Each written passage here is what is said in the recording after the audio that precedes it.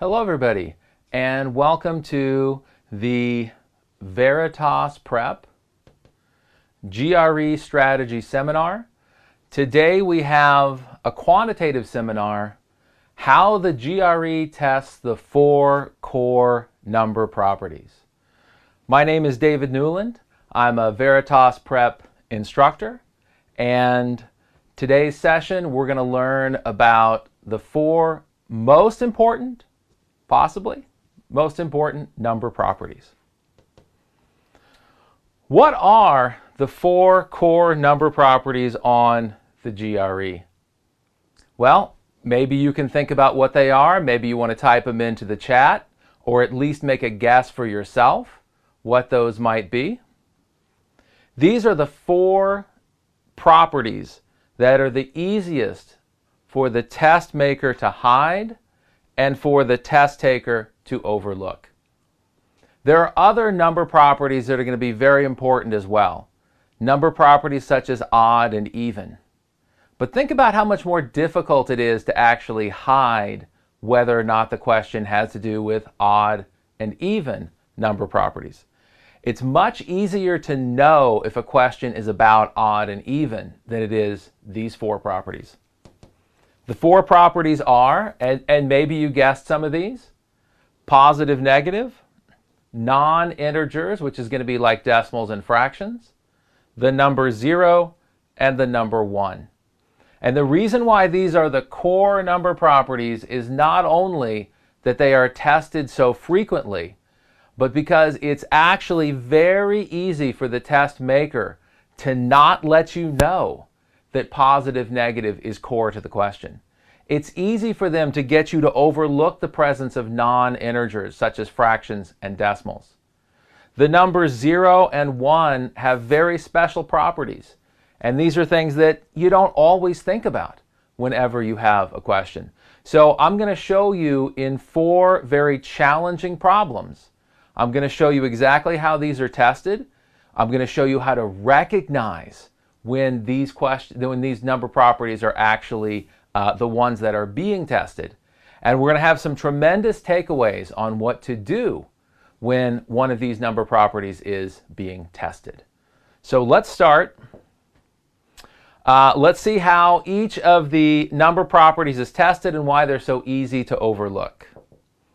For the next question, I want you to select the correct answer and also identify which of the 4 core number properties is being tested. So again, a couple people just joined us. Those number properties are positive, negative, non-integers, 0 and 1. So for the first question, I want you to not only come up with the correct answer, but also be able to recognize which number property is being tested. So we have question number 1 here. This is a quantitative comparison question. And if you're new to the GRE, you know that if the answer is A, that means quantity A is always bigger. If the answer is B, that means B is always bigger. If the answer is C, that means that the 2 quantities are equal. And if the answer is D, that means that you can't tell, which means you have more than one. Okay? So always A, always B, they're equal, or you've got more than one, and that would be answer choice D. So take a look at this question for a minute or so. See what you think about on this in terms of what an answer might be and what number property might be tested.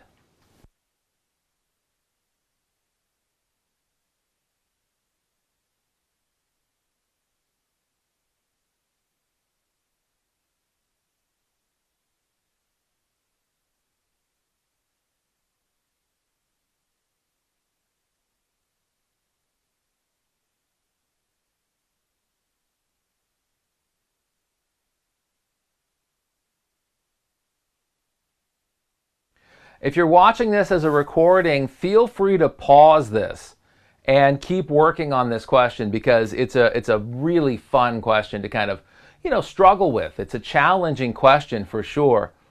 But let's try to explain this right now. So A, B, C, D are 4 consecutive integers. Now this has nothing to do with the answer choices. It's like X, Y, Z, these are the variables. So A, B, C, D has nothing to do with the answer choices. Those just happen to be our variables. They're 4 consecutive integers. So we know that they're integers, so take note of that. And the product of A, B, C, D, so in other words, the multiplication, is going to go to 5,040. We also know that A is the largest. We know that D is the smallest of the numbers. So the first thing you need to think about is what could these 4 consecutive integers be that multiply to 5,040? And one great thing that you could apply right now is you can apply some divisibility rules.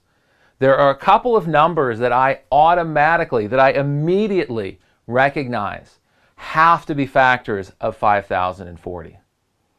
Okay? So what numbers would have to be factors of 5,040? Just looking in terms of divisibility rules, we obviously end in 0. We have these digits.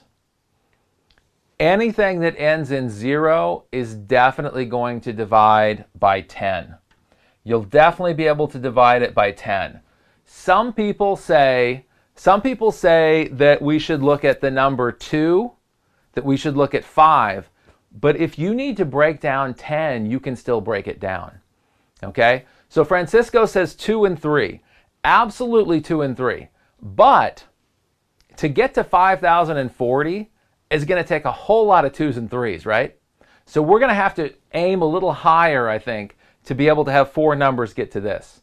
So we know that it divides by 3 based on adding the digits. That's what Francisco did, was added the digits. So 0 and 4 and 0 and 5 adds up to 9, which means this number divides by 3, because when the digits add up to a multiple of 3, such as this adds up to 9, then that means that the number divides by 3. But guess what? The same is true for 9. If the digits add up to a multiple of 9, which they do, 0 plus 4 plus 0 plus 5 equals 9, when the digits add up to a multiple of 9, then it divides by 9. So right now we know that this divides by 10. We know that it divides by 9. Now we know that it's either going to have to be something like 7, 8, 9, 10, or 8, 9, 10, 11. Well, there's actually one more great number property, one divisibility rule that we can come up with right here. And that is the divisibility rule to check if something divides by 11. Now on the GRE, you do have your calculator. So you could simply punch into the calculator 5,040 divided by 11, and you can see that it doesn't work. There's another thing that you can do with 11s though. You take the units digits, you add 1, skip 1, so that's the units group. 0 plus 0 is 0. You then subtract from this the tens group. The tens group starts with the tens, which is the number 4, the tens place. And once again, you add 1 and you skip 1, and you add 1.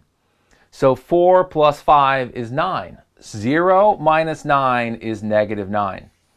The result is not a multiple of 11, which means this number is not a multiple of 11. It's a quick way to check if something is a multiple of 11. When you subtract the tens digit group from the units digit group, if you get 0 or any multiple of 11, including negative 11 would have been fine, then this is a multiple of 11. So for example, 5,060, if you've got a calculator, punch it in. 5,060 absolutely divides by 11. 5,040 does not. So we know that this does not divide by 11. We know it does divide by 10 and 9. And we know that it has to be 4 consecutive integers. So that's going to make it 10, 9, 8, 7. Again, with the calculator, if you don't have all of the fancy divisibility rules, you at least know that something that ends with a 0 is a multiple of 10. And you should know the rule for 9s. So then you can just try 11, just try 8, see which one works. So 5,040 has the consecutive integers 10 times 9 times 8 times 7. So that's what we have, okay? Now, we're pretty much done with this question, right? Because look, A is greater than B, greater than C, greater than D. So the value for variable D is 7. The value for variable D is 7. So D equals 7, which is greater than 6. So here's what I do. I've put my A, B, C, D over here. There's a line above the D. I put a check mark next to A. because quantity A can be bigger than B. We see that quantity A can be bigger. We then cross out the two answers that are impossible. It's no longer possible for the answer to be B or C because quantity B will not always be bigger. Here's an example where it's not. The answer won't be C because they won't always be equal. Here's an example where they're not equal. So the answer right now is either A or D. Now, it's going to be D if we can get a different result. Is there any way to make quantity B larger than A or to make them equal? Which number property out of positive, negative, non-integers 0 and 1, which number property might come into play here that would allow us to get a different result, that would allow B to be larger than A or that would allow them to be equal? Any thoughts on which number property? It doesn't really say anything here. I mean, we know that we have integers, so you can take that into account. What happens if you have 4 negative numbers? What happens if you have -7 times -8 times -9 times -10? What happens if you have 4 negative numbers? That multiplies, that's it, that's exactly right, it multiplies to a positive. These 4 negative numbers together, if we multiply them together, these 4 negative numbers equal 5,040. So, in other words, quantity A could be negative. In fact, it would be quantity D, sorry, answer choice D, which is quantity A. Answer choice, the variable D, which is quantity A, variable D could be negative, could be -10. So, -10 is the smallest one, right? So D could be 7 or D could be -10. And of course, -10 is much less than 6. Put a check mark next to B and circle D. Here's an example where D is bigger. Here's an example where D is smaller. Now, where on this question did they give us any hint that this question was about positive and negative? Didn't they choose this value very carefully? If they chose 0 right here, that might get you thinking positive, negative, because you'd be like, okay, I could be on either side of 0, but they chose 6. They chose 6, right? And while this is a Veritas question, it is very similar to one of the most difficult questions that you could get. This is a very difficult question that you could get on the GRE exam. So by choosing 6, when you get a 7, you're like, aha, just a little bit bigger than 6. So by not picking 0, they don't really signal us that positive, negative is in play. This is why with every question that you do, you should take a moment at the very end of the question and you could say, does it matter if I switch from positive to negative? Does it matter if I have a non-integer? Does it matter if I use the numbers 0 and 1? You should think about those each time. Now, obviously, in this case, it's got to be integers, so that takes out the non-integer.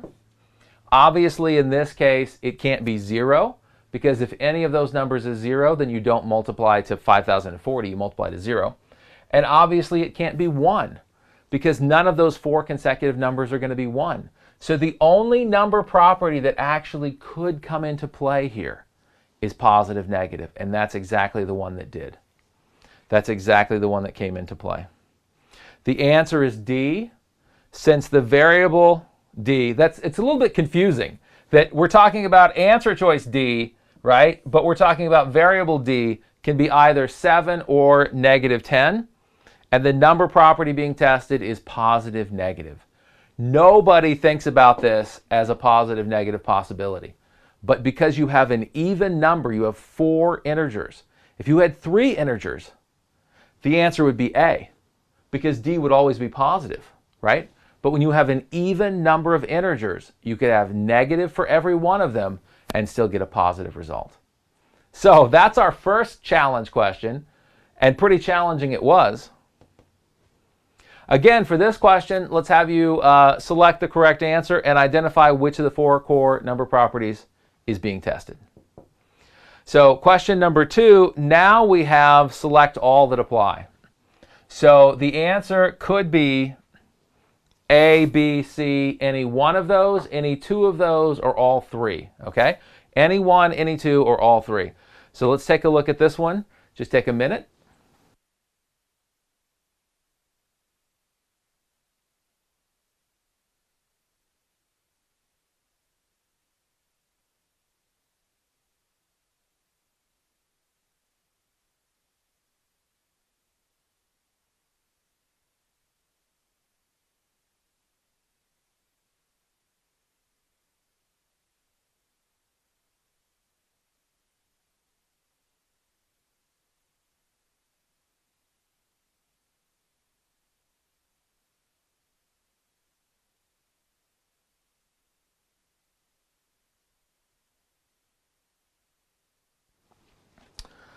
Again, if you're watching this recording, you can go ahead and pause me for a little bit and have a fun time with this one.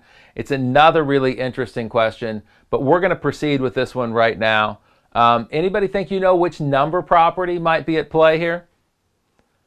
We know that that x and y are non-negative integers, so that takes out a few number properties, right? X and y are non-negative integers, that takes out a few. So we know that 30x is equal to 49y, okay? So we know 30x equals 49y.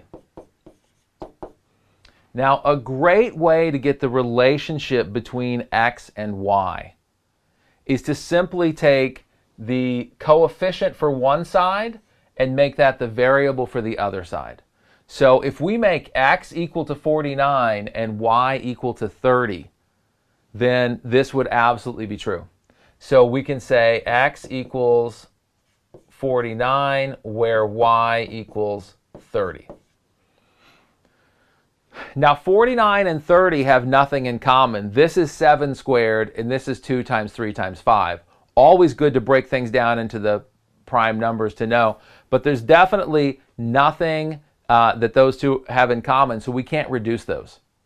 So because we have to have integers, our ratio has to be 49 to 30. Okay? Now, we could have 60 and then 98. Multiply each of those times 2. Right? We could multiply each of those times 3. We could definitely have that. But you can't have, for example, y can't be 27. X can't be 50. Y has to be a multiple of 30 and x has to be a multiple of 49. So when we look at answer choice A, then we would think, okay, 49 is greater than 30. So that's good. When we look at answer choice B, we see y over 10 is an integer. So we know y has to be a multiple of 30. So 30 over 10, 60 over 10, 90 over 10. Definitely y over 10 has to be an integer because y is certainly going to be a multiple of 10. And then answer choice C, we have the square root of x over 7 is an integer. Well, if x is 49, the square root of 49 over 7, the square root of 49 over 7 is going to be an integer, okay? But couldn't x also be 98? Couldn't x also be 98? Is the square root of 98 over 7 going to be an integer? Well, the square root of 98 is going to be 7 root 2 over 7. That strikes me that doesn't have to be an integer. The square root of x over 7 is an integer. Which of the following must be true? Well, here's an integer, 49 over 7, right? So square root of 49 is going to be 7. 7 over 7, that's going to be an integer. Square root of 98, that doesn't look like it's going to go. That doesn't look like that's going to be an integer. So it looks like it's A and B. But it's not. Which core number property was forgotten? Which core number property, in fact, makes it so that A is not must be true? Which one makes it so that A is not must be true? How about 0? How about 0? If x is 0 and y is 0, 30 times 0 equals 49 times 0. They're both 0. You know what the clue is here? So I told you guys that, not only would we explore how to solve these, but we would explore how to recognize them. Right here, non-negative. Why would they not say positive? The difference between the word positive and the word non-negative is exactly the number property of 0. When they say non-negative instead of positive, that is exactly the number property 0. So does x have to be greater than y? No. 0 is equal to 0. So A is not in fact true. Must be true. You could have 49 greater than 30, or you could double both of these. You could have 98 greater than 60, right? 98 greater than 60. You could definitely have that. But as long as these guys could be 0, they could be equal. So the number property at play here is the number property of 0. And therefore, answer choice A is not something that must be true. Now again, when we think about those core number properties of positive, negative, non-integers, 0 and 1, once they tell us non-negative integers, well, plus minus is out because it can't be negative, and non-integers is out because they told us that it's integers. So we're down to just the numbers 0 and 1. So once again, when you have those core number properties in mind, you can often get the possibilities reduced, in this case to just 2.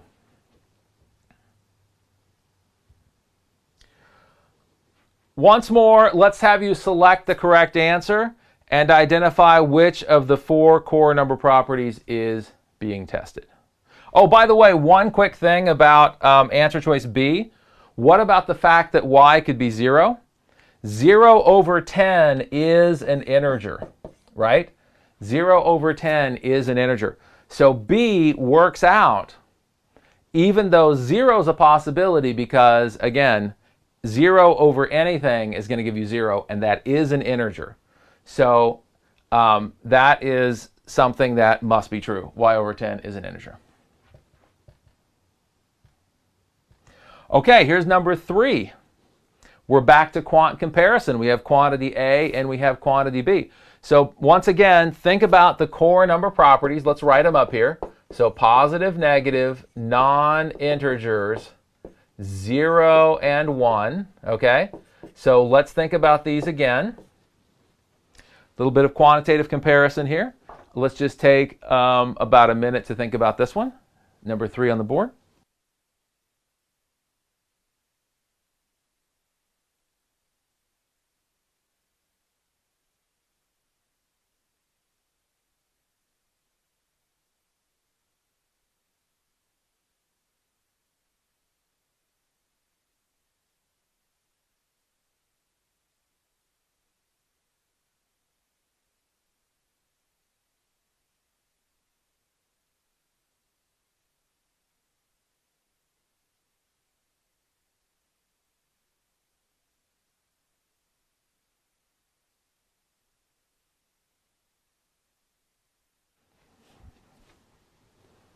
Okay, so as we look at this one, we're looking for the number of integers between A and B. And again, we have a number 6. Okay, we've had the number 6 before. The number of integers between A and B. B minus A equals 7. In a situation like this, you absolutely want to put some numbers in and just kind of get some reality to this. So if B minus A is 7, let's just have B equal to 10, and let's just have A equal to 3, right? So 10 minus 3 is 7. So let's look at the number of integers between A and B. Between A and B. That absolutely means not inclusive. Definitely not inclusive when we say between.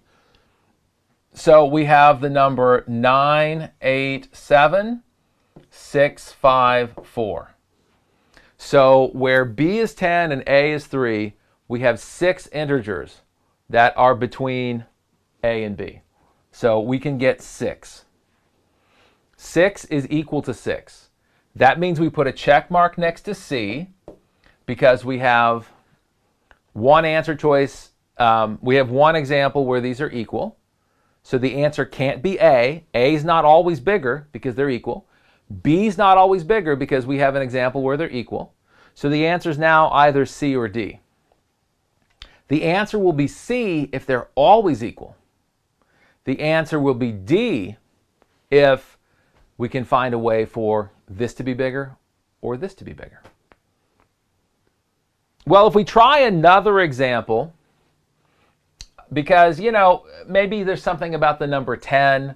If you think about 20, or let's just say 15 and 8, 14, 13, 12, 11, 10, 9, still 6. Okay, think about the core number properties. What about positive, negative? What if we go for something like B equals -3 and A equals -10? So when you subtract those, you get 7. So that's going to be -4, -5, -6, -7, -8, -9. Guess what? We still have 6. It looks like the answer is going to be C. Can anybody give me an example, a couple of numbers? It's going to give me something other than 6. Is there an example of something that's going to give me a value other than 6? Think about those core number properties. Everything we're doing today has those in mind.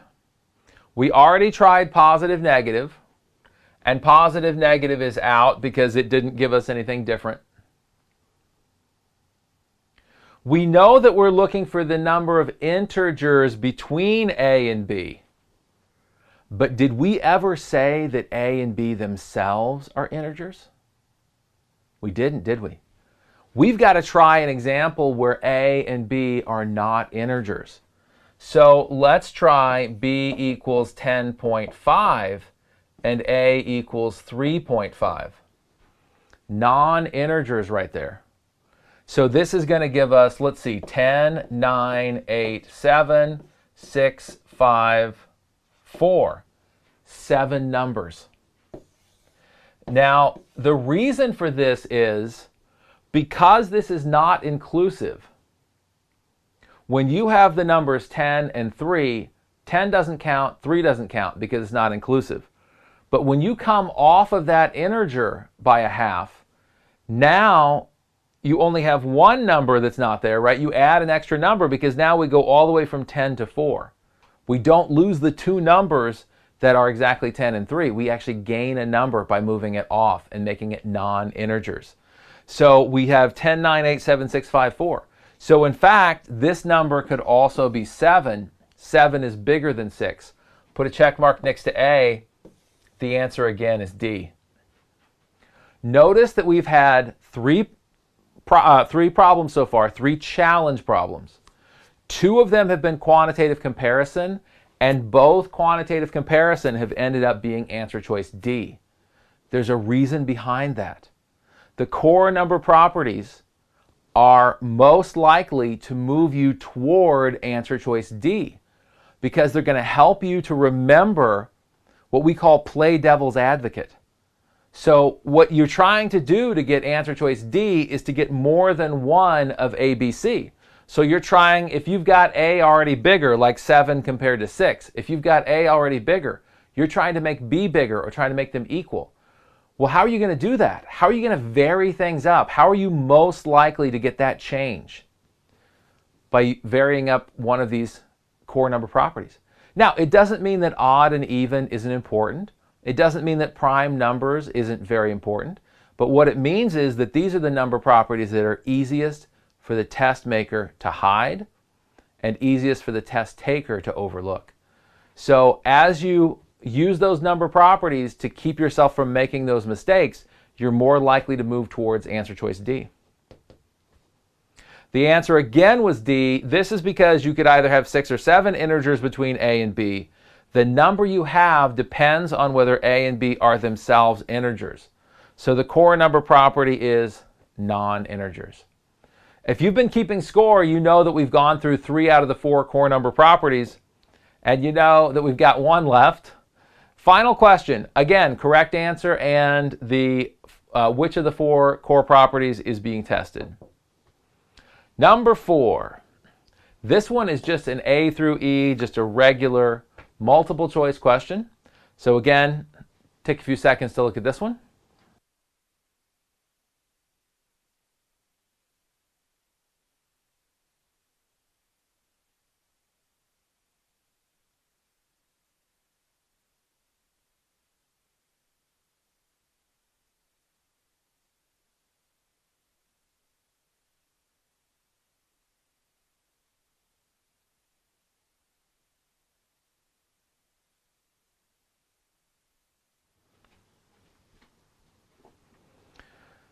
The folks that write the GRE know that you don't often deal with remainders. So they're going to put those remainders out there as something that maybe you're not as familiar with, especially since on this exam you do get the calculator. And of course, calculators don't give you remainders. So this would be a very, very eligible and a very challenging question. What's the smallest possible remainder when positive integer x is divided by positive integer x minus 1? Well, we can't have a remainder of -1, okay? So that one's out. We can't have a remainder of -1. So we only have these 4, 0, 1, 2, and 5.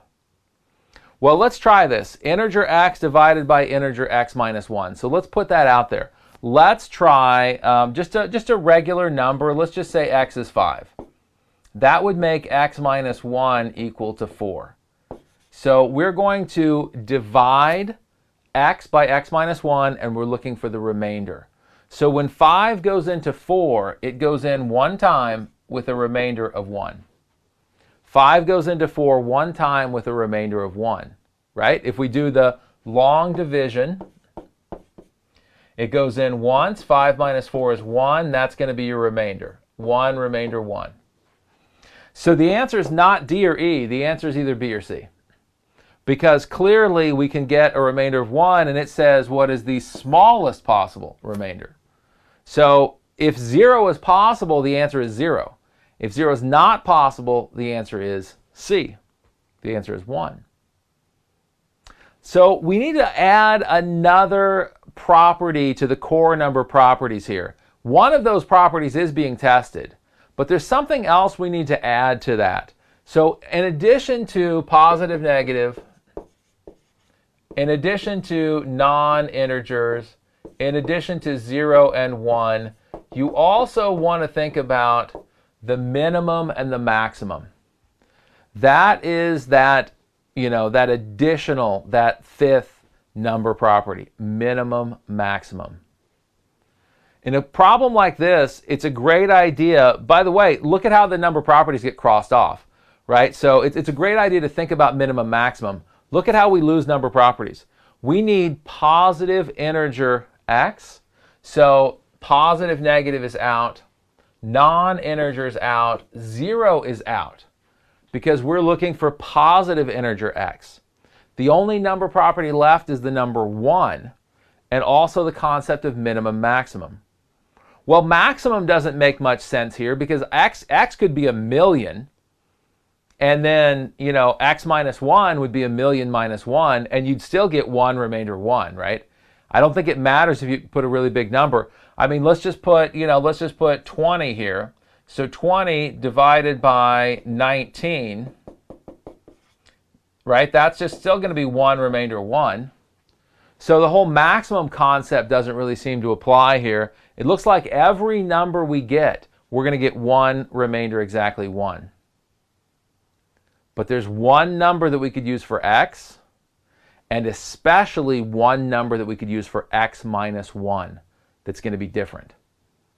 So the minimum possible positive integer, think about that. The minimum possible positive integer is what x minus 1 is going to be. Well, that minimum number happens to be the number 1. So in this case, minimum and 1 come together. So if x minus 1 is going to equal 1, then x is going to equal 2. And so now what happens when we take 2 divided by 1? Oh, different result, right? Now this is going to go in twice. Remainder is 0. 2 remainder 0.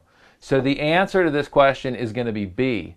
You can get a remainder of 0 because anytime you divide by 1, right, divide an integer by 1, there is no remainder. So that was our fourth number property. We started off with positive, negative. Then we went to number property for 0, and then non-integer, and now we have the number 1, along with the concept of minimum and maximum. The answer B, 0, because if x is 2, then x minus 1, you'll have 2 divided by 1. The number 1 will divide into any integer with no remainder, leaving the remainder of 0. The core number property tested was the number 1. The answer was 0, but the denominator was 1. These are the 4 core number properties that are easily hidden by the test maker and easily overlooked by the test taker, but not by you. Positive, negative, non-integer, 0, 1, and don't forget minimum, maximum as well. Here are some of the properties that make Veritas Prep the best test preparation. Veritas Prep has 99th percentile career instructors. For example, I've been with Veritas since 2006. So we're almost on 13 years. Think like the test maker strategic curriculum, as you could see today. It's about how to recognize what not to overlook, what things to write down, you know, how to exactly make this happen, not just what the number properties are, but how to apply them. Best in-class live online platform. It's actually this platform that we use, these whiteboards. Daily office hours, constant homework help. Some information there. If you are interested in the GRE, you can take one of our first lessons, lesson 1, from any upcoming course for free. So all you've got to do is contact Veritas. You can see the options at veritasprep.com GRE. September 9th to October 9th is Monday, Wednesday. That starts next week. 7 to 10 Eastern Time. October 5th to November 3rd, 1:30 to 4:30. That's a Saturday, Sunday. All Eastern Time. October 14th, November 13th, Monday, Wednesday, 7 to 10. Eastern Time, 2 times. Eastern Time. And then November 2nd to December 1st, Saturdays and Sundays, 10 a.m. to 1 p.m., always Eastern Time. Okay? So if you want to check out a free, check out the first lesson of any of these courses for free, join me next Monday, September 9th. Join me October 5th, which is a Saturday, October 14th, which is a Monday, or November 2nd, which is a Saturday. Okay? So thanks, everybody. Let me know if you have any questions, but thanks for joining me today and learning how the GRE tests the 4 core number properties.